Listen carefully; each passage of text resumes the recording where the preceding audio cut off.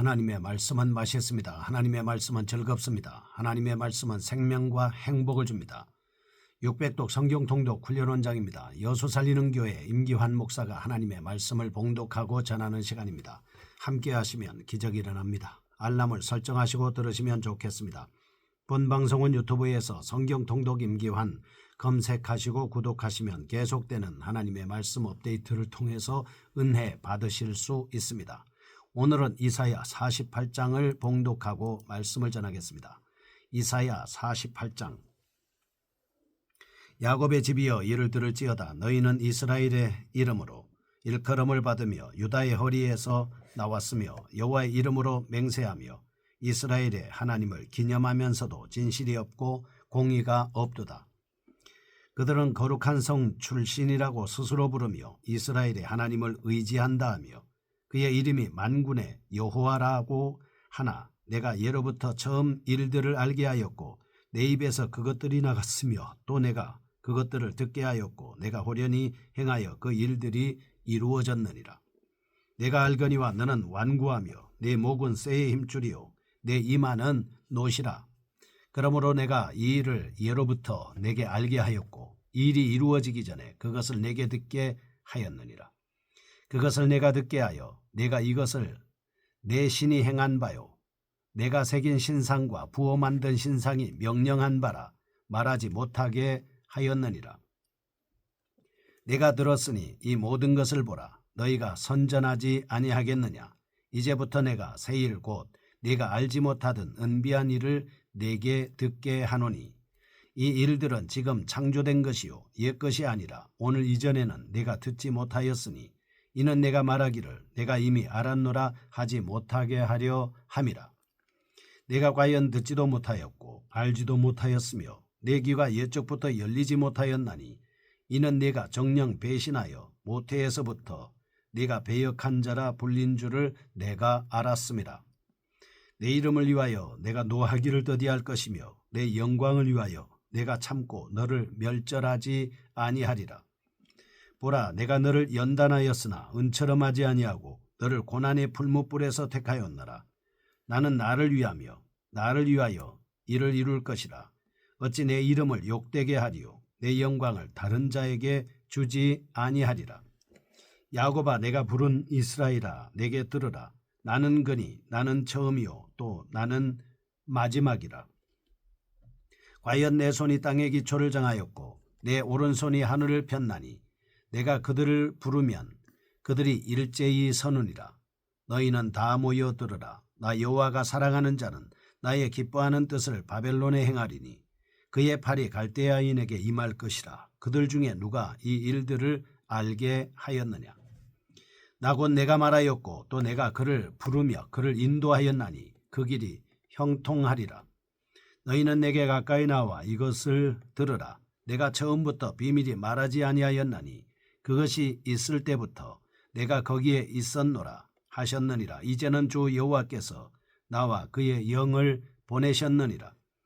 너희의 구속자시오 이스라엘의 거룩하신 이 신 여호와께서 이르시되 나는 내게 유익하도록 가르치고 너를 마땅히 행할 길로 인도하는 내 하나님 여호와라.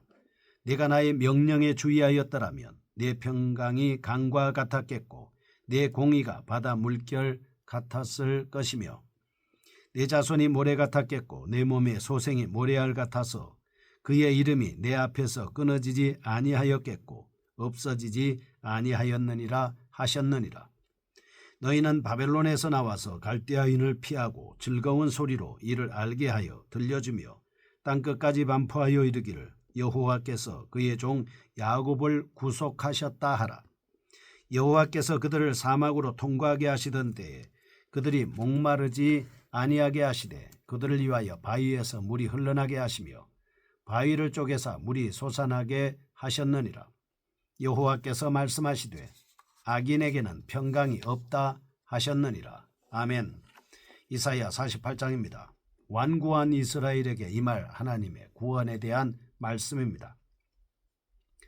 47장 12절에서 15절까지는 바벨론의 국가 안전 보호장치의 무력함을 강조함으로써 완벽한 바벨론의 멸망을 상상케 하고 있습니다. 그런데 이어지는 48장에서는 40에서 45장에서와 같이 이스라엘의 구원을 예언하고 있습니다. 특별히 본장에서는 이스라엘의 죄악성, 특히 4절과 8절 구제불능의 완고성이 강조되고 있습니다.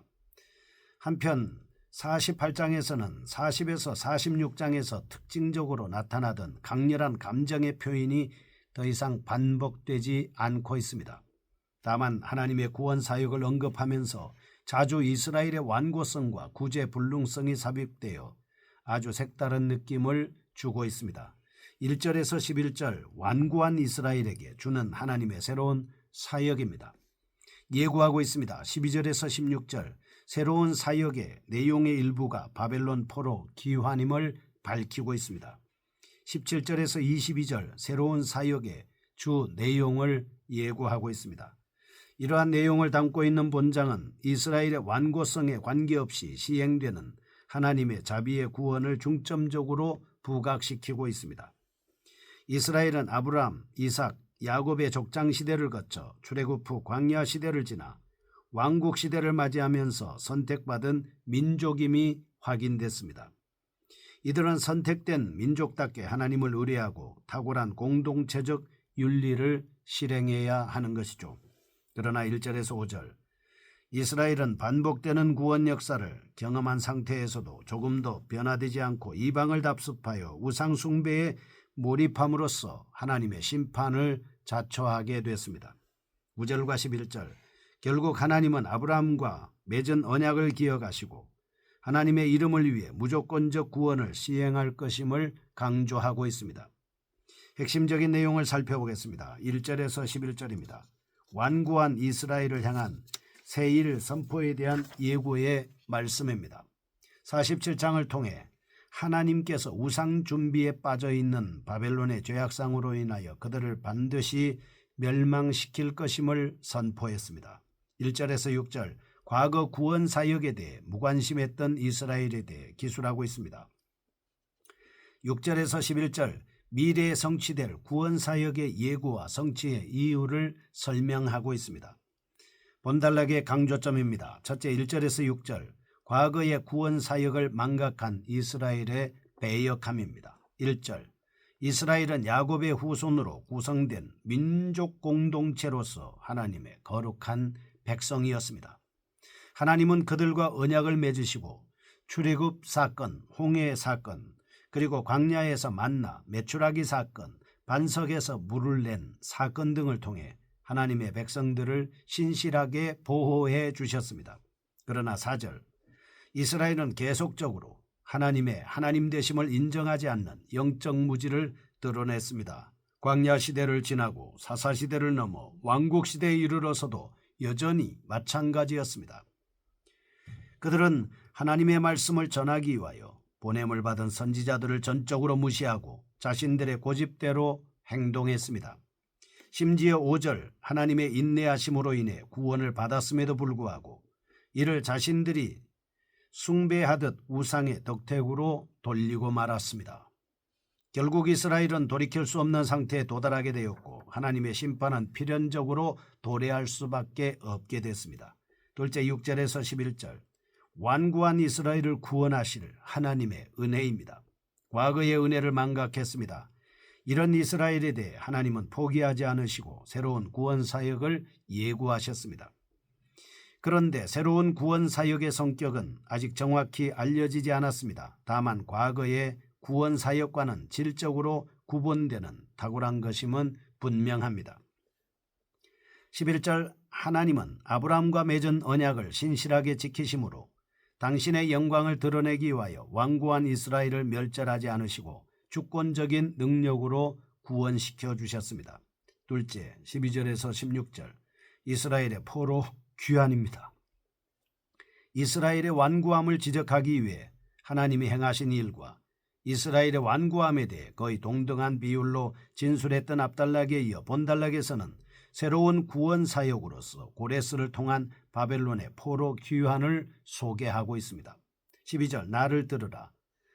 이런 명령에 이어 16절 가까이 나와 들으라. 권고를 재차 진술함으로써 좀 더 중요한 내용이 진술된 것에 대한 기대감을 주고 있습니다. 12절과 13절 하나님의 속성에 대한 소개, 14절에서 16절 새로운 구원사역의 내용 소개, 16절 새로운 화자 등장으로 나눌 수 있겠습니다. 첫째 12절과 13절 하나님의 속성에 대한 선포입니다.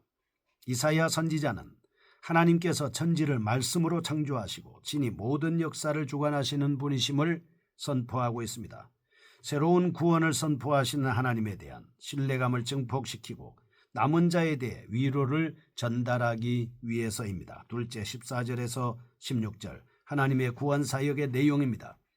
지금까지 이름을 두 번 44장 28절 45장 1절 거명했습니다. 그리고 그의 사역에 대해 이방의 나라들을 정복하는 것임을 여러 차례 언급했습니다. 그러나 여기서 좀 더 진전하여 멸망시킬 상대가 구체적으로 바벨론임을 드러내주고 있습니다. 본서 기자는 유다를 멸망시킬 바벨론이 결국 고레스에 의해 멸망당함으로써 이스라엘이 구원받게 됨을 분명히 예언하고 있습니다. 셋째 16절 여호와의 종에 대한 소개입니다. 본단락의 마지막 절에서 이제는 주 여호와께서 나와 그 신을 보내셨느니라 표현을 사용했습니다. 새로운 화자의 등장을 예고하고 있습니다. 이후에 등장할 여호와의 종을 미리 소개하기 위한 것이었습니다. 본서 기자는 새로운 구원 사역의 주체가 될 인물을 낯설지 않게 하기 위한 사전 정지 작업으로 새로운 화자를 소개하고 있습니다. 세 번째입니다. 17절에서 22절 메시아의 구원 사역에 대한 예고입니다. 앞단락에서 고레스를 통한 바벨론 포로 귀환을 새로운 구원 사역의 일부로 소개한 본서 기자는 이제 본단락에서 메시아를 통한 구원 사역을 암시적으로 제시하고 있습니다. 그런데 이러한 사실을 언급하기 전에 먼저 이스라엘의 완고성에 대해 한탄조로 성토하면서 하나님의 사랑을 재차 강조하고 있습니다. 특히 이스라엘 백성들에게 익숙한 소재, 아브라함의 언약을 연상케 하는 모래와 모래 알갱이, 광야 반석에서의 물을 먹은 사건을 연상케 하는 강, 물결, 물 등을 사용함으로써 언약 백성을 향한 하나님의 자상한 배려를 강조하고 있습니다. 17절에서 19절 이스라엘의 완고함에 대한 한탄, 20절 바벨론으로부터의 해방, 21절 메시아를 통한 구원 예고, 22절 청중의 결단 촉구입니다. 이상의 본단락이 갖는 핵심적 내용은 여호와의 종, 곧 메시아를 통한 구원을 예언하는 것입니다. 1절에서 12절, 12절에서 16절의 요약에 가까운 이스라엘의 완고함에 대한 한탄과 확실한 이스라엘의 바벨론 포로 귀환 진술에 이어 하나님의 새로운 구원 사역이 반석에서 물이 나온 사건의 비유를 통해 묘사되고 있습니다. 이 사역의 본질은 메시아를 통한 구원을 의미합니다. 과거 출애굽 구원을 옛일로 전락시켜버릴 만한 예수 그리스도를 통한 구원 사역을 묘사함에 있어 동일한 이미지를 사용한 바 있습니다. 그곳에서 이사야는 그리스도의 사역을 새 일로 정한 바 있습니다. 그뿐 아니라 이어지는 49장에서도 그리스도를 예표하는 하나님의 종의 노래를 싣고 있습니다. 이처럼 하나님의 구원 계획이 충분히 고지되어 있으므로 이스라엘은 구원의 소망을 가지고 진정한 기쁨에 동참해야 합니다. 22절 만약 그들이 여전히 영적 무지로 인해 메시지 수용을 거부한다면 결국 평강을 누릴 수 없을 것입니다. 이와 같이 유다에게 궁극적인 구원의 메시지를 선포함으로써 절망적인 상황 속에서도 언제나 종말론적 희망을 바라보며 용기를 얻도록 격려하고 있습니다. 우리는 하나님께서 이스라엘의 죄악에도 불구하고 그들에게 여전히 은혜와 긍휼을 베풀어 주신다는 사실을 깨달을 수 있습니다. 하나님은 사단에 예속된 무리들에 대해서는 가차없이 심판하지만 언약의 백성들에게는 회개의 기회를 마련하여 궁극적으로 구원해 주십니다. 그러므로 성도는 자신의 추악함을 바라보지 말고 오직 하나님의 성실함을 믿으며 담대하게 예수 믿음으로 나아가야 합니다. 걸어가신 아버지여 우리의 죄를 회개하고 하나님의 말씀에 바로 서서 승리하는 저희가 되게 하여 주옵소서. 예수님의 이름으로 기도합니다. 아멘. 여수 살리는 교회 임기환 목사였습니다. 지금 극동방송을 듣게 하세요. 기적이 일어납니다. 우리는 지금 생명을 전하고 있습니다.